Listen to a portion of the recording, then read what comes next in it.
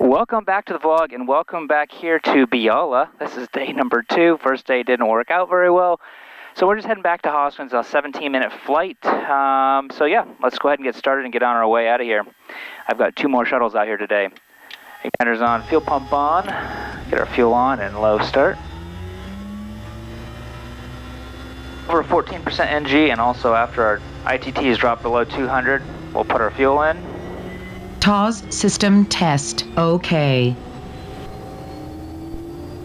Max out at 681. Generator on, prop forward, get our flaps coming down, our V2 on. Alternator and aux bus. So yeah, I just landed here about 15 minutes ago, dropped off some fuel for a helicopter. It's doing shuttles up to Lele today because it's rainy season and it's just too wet up there for me to land. I landed up there a couple years ago.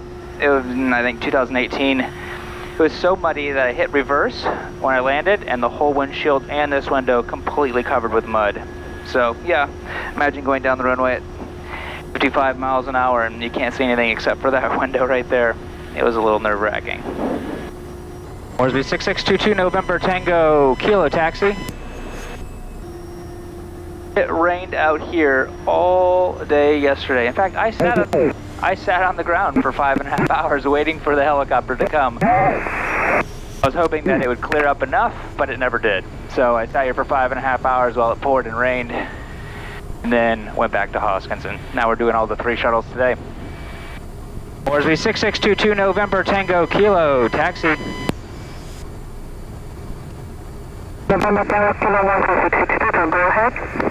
November Tango Kilo taxi Biala, Hoskins, 1 POB. So I just landed here like I was saying. It rained all day yesterday. It's a coral runway underneath, so the water doesn't really absorb down into the ground very well. It's very, very hard. And I pretty much hydroplaned like half the runway, enough to where I actually was starting to get a bit nervous not being able to.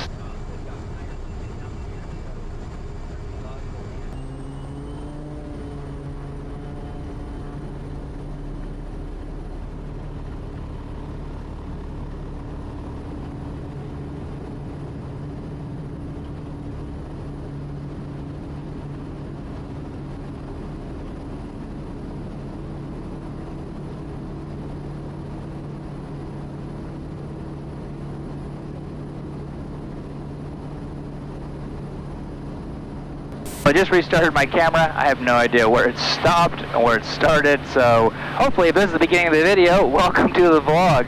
Anyways, we're heading out of Biala back to Hoskins, just a 15-minute flight over there. We just took off, cleaning up now. Engine light off, engine inlet back to normal, and our igniters are turned off. So I'm just going to follow along the coast until I can get up a little more altitude, and then I can cut across the bays a little bit more, just because like I was saying, I don't have my life vest or my raft today with me, so I've got to stay within gliding distance of the coast. I've seen a video on YouTube where they were out taking photos, and they were only maybe, I don't know, 2 or 3 miles off the coast, but they were low enough to where when his engine went out, he didn't have enough gliding to get back. So it could be pretty detrimental. I mean, if you're only a mile off coast and you don't have enough to get back, yeah. But thankfully they were safe, so either way, it's a good reminder. Take your proper equipment with you, even if you don't think there's going to be something go wrong ever. Yeah, I just dropped off 4 drums of Jet A for the helicopter. He's taking some up. He can position them up in Lele because it's kind of a place that he goes quite often. So, and then we're leaving a couple there at Biala. Hopefully they don't walk off and find themselves in a diesel truck tomorrow. But we had to kind of do that until we could get our shuttles done. So we'll just pop up to 5,000. I can go ahead and call up my departure call as well now.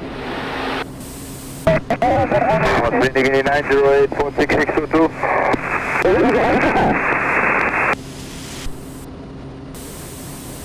Right, so because I'm at 5,000 feet, I'm actually going to limit myself with my fuel flow at 320.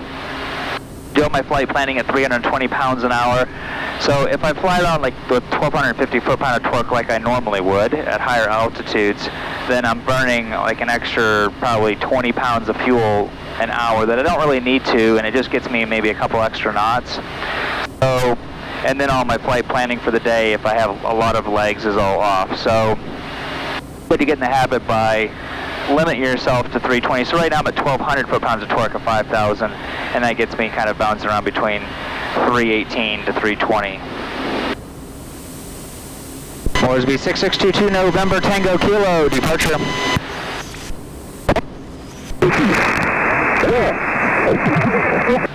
If you're into flight simming and you want to start flying in Papua New Guinea for yourself at home and experience some of the flights that I get to do, head over to my Patreon page, a link down below. I've got probably like 40 flights or more on there. I'm continuing to add more of these as I go. So what I do is I'll take a screenshot of the map of my track where I'm going, try to give you the details of the weather of the day. It's usually linked, well, it's not usually, it's always linked with a video. I think that's for me. Moresby 6622 November Tango Kilo, departure. Tango Kilo, Moresby, go ahead. November Tango Kilo departed Biala, time 50, tracking 251 below 5,000, estimating Hoskins 07.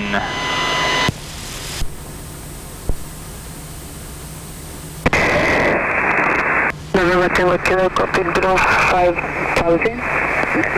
For the traffic. I'm sorry, say again last, November Tango Kilo.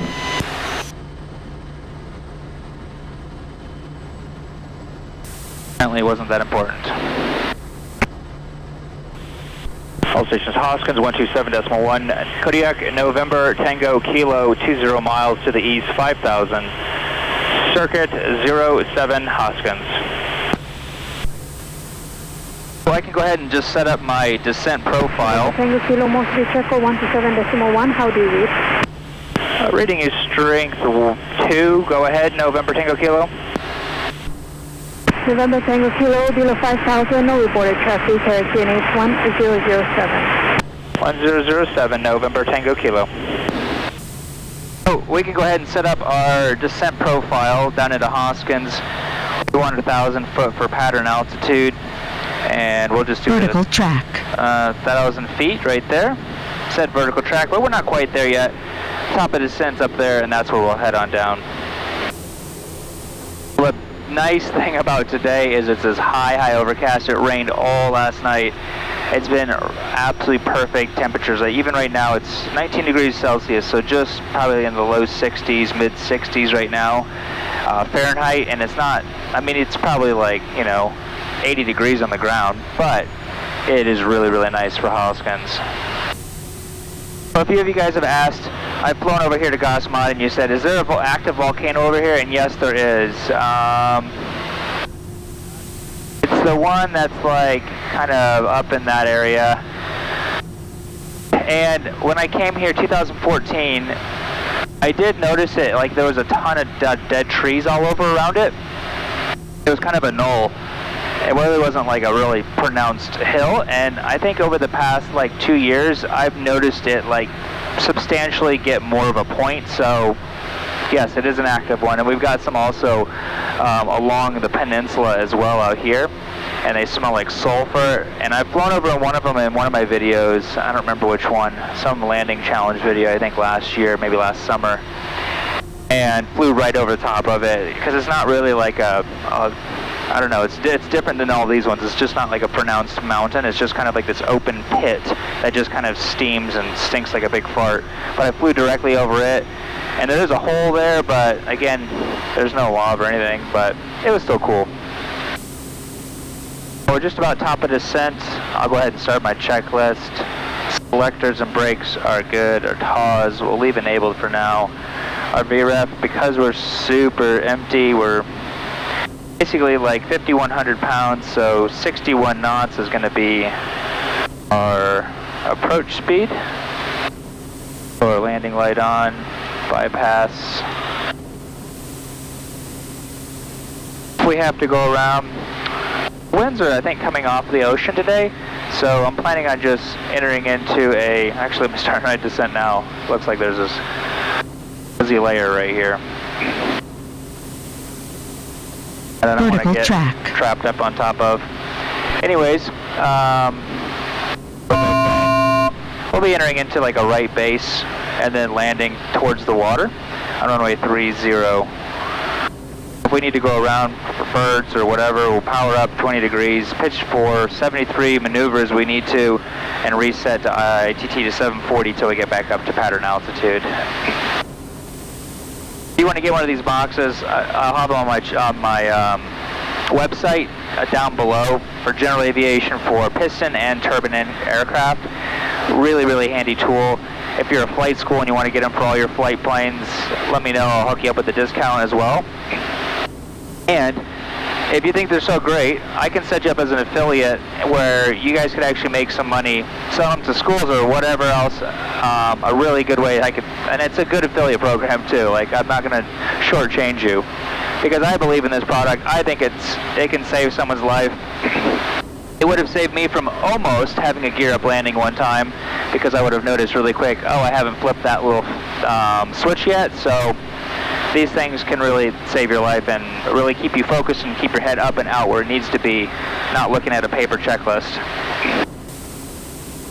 All stations Hoskins, November Tango Kilo 8 miles to the east, descending through 3,500, circuit time at 08 Hoskins. We'll be tracking for a right base 30. Prop and harness, we'll do harness. I'll do prop here in a minute when we get a little bit closer. I've got 2 more flights out to Biella today. Then I've got to jump across the island over to Candrian about the time that this is all supposed to blow up with a bunch of rain.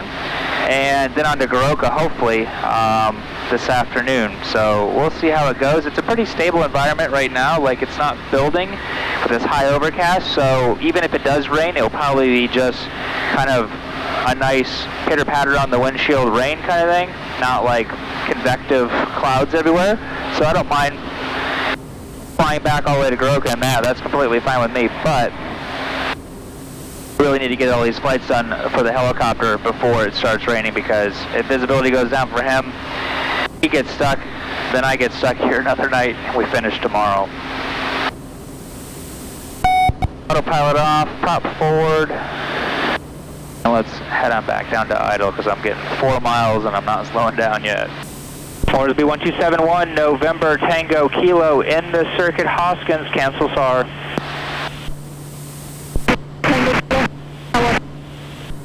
November Tango Kilo.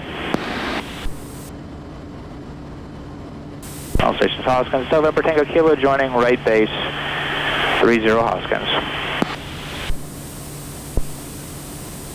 Degrees of flaps, prop and harness are done. Low 120, we'll go 20 degrees of flaps. It's still pretty high, 1,500 feet, and I'm entering my base. Only about 600 or 700 feet high. And we'll go full flaps now. Checklist. Yeah, once all these are checked, then you know that you're safe to land, at least if you haven't gone through it too fast. Turning final, and we'll just slow down to 70 knots. Really, we really don't need to do 61 knots today. There's really no purpose in it. Some lights, it's a really long runway, it's paved. Because now I'm going another 9 knots faster than my actual VREF, I'm going to float further. So if I still want to touch down in the same spot, let's say if I want to touch down at 1,000 foot, I'm going to have to pull my power out 500 a lot sooner to lead off all that inertia and even potentially flip my flaps up if I'm close within a ground effect. I don't do it above that. So let's see if I can do it, just to kind of show you what I'm talking about. Don't want to get low either. So you're going to have to bring like your spot back. Typically I do it like a plane and a half. This one I'm probably going to bring back like 2.5 to 3 planes back to be able to actually get where I want to go. Coming in a little bit flat, but there's 70 knots. floating. Oh, no, I touched down. So I touched down before I actually wanted to. But I still went, like, quite a bit further. Typically, it's like a plane and a half to where I point my nose to, where I basically round out. A plane and a half later, I'm touching down on the ground. If I'm right on my speed, which is perfect.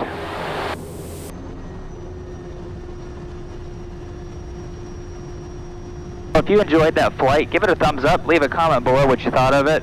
If you're a first-time person here, a random viewer, consider subscribing. And because I put out videos a couple times a week, so if you like this one, you'll probably like all the other ones as well. If you haven't seen it already, you can check out the flight where I actually flew out to Biala just yesterday. It was really crummy weather all the way out there and just kind of rainy and cloudy and, yeah, just overall kind of crap. So, check out that. I'll leave a link right at the end of this video if you haven't seen that one already. This is my challenge of the day, to see if I can get my nose wheel right on that little square for the front nose wheel. Nope, I think I went past it a bit. We'll see when I get out.